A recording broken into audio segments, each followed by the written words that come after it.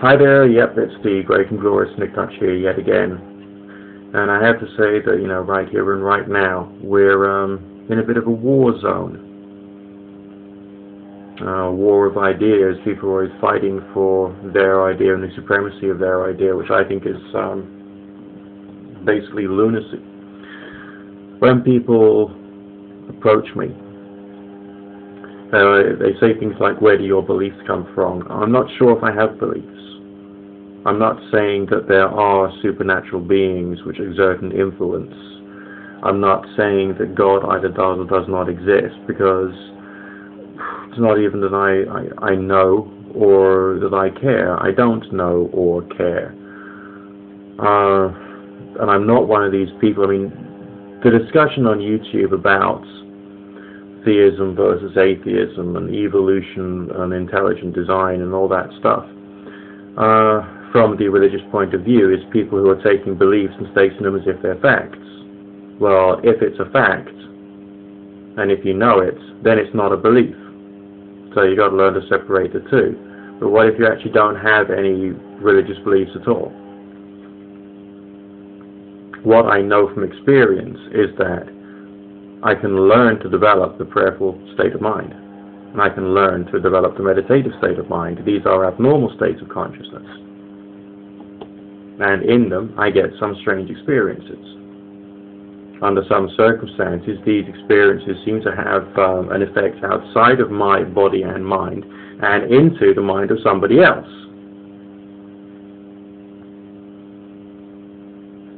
That's what I'm saying. So, I cannot say I have religious beliefs. That's one of the reasons why I enjoy the atheist debates, because the atheists are debating against people who are taking a belief and stating that belief as if it was fact, and making all kinds of intellectual screw-ups on the way. It's very entertaining. I deplore when people take a belief and state that it is a fact. I hate it. But you don't just get that in Christianity, you get that in all the New Age religions as well.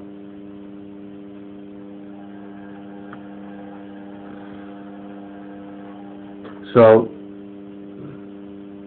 the skeptics who attack me find themselves attacking me from the point of view of saying, oh, Nick, he's crazy because he's got strange beliefs. No, what beliefs? I can generate an experience. The experience can have certain features to it. Certain effects seem to be generated. But the word here is seem to be generated. It matters not to me the ramblings of any religious person, because religion is a lie. All religion is a lie. It has to be. Because it is a simplification, maybe even based upon some experiences that someone's had. And then that is turned into a belief, and then this belief is then treated as if it was knowledge, which is rubbish, complete rubbish. Now, why is it that I do what I do, and I am an occultist? All right, I use the word occultist very, very loosely here, because I don't fully understand what's going on. I don't fully understand what's going on in terms of what is causing some of the experiences I have. So I'm using the term occultist to mean I'm doing certain practices to try and get some kind of experience. Skeptics are free to attack the idea that, skeptics are free to attack beliefs which are expressed as being facts. Skeptics are free to attack people who are fraudulent and extortionate. I mean, I had a conversation with a client who was thinking of doing the same kind of work that I was doing, and she was talking about how she'd learned to try and get people to call back through basically being dubious and immoral and all the rest of it. And I said, just don't do that. Why? Because it's wrong. If someone wants to call me back, for instance, they do so because they want to call me back. And for the most part, my readings are a discussion.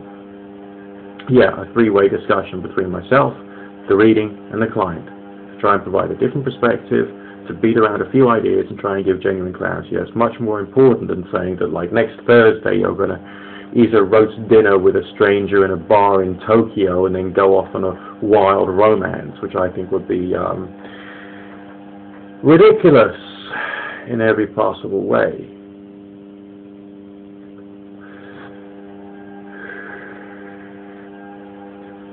So, yeah, there are people who are acting unethically.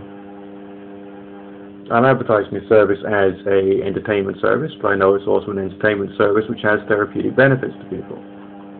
And that's why they call back. And if someone is showing signs of addiction to psychic or tarot readings, I try and find ways of teaching them out of it, because that is wrong.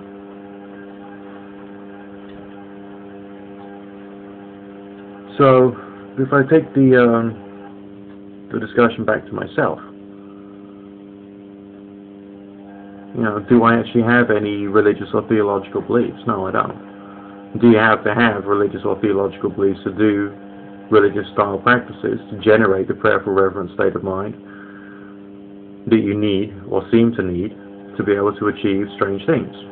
I don't think so. It requires a bit of meditation, contemplation, imagination, faith. But when you're looking at results, at the very end of any experiment or experience that you're doing or going through, then you've got to be the hardest disbeliever in the whole wide world, so that you can try and be rational about what you've experienced, so you can take it from all angles, so you can understand what has actually happened, rather than jumping to any conclusions saying, oh my God, there really was a spirit or an angel there.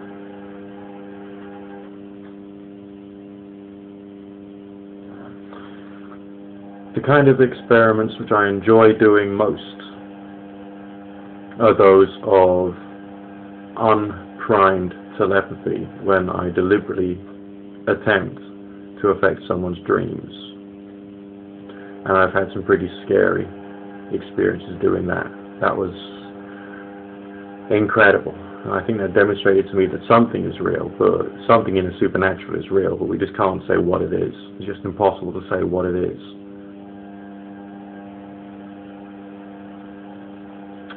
Okay. Good fortune, God bless, and all that jazz.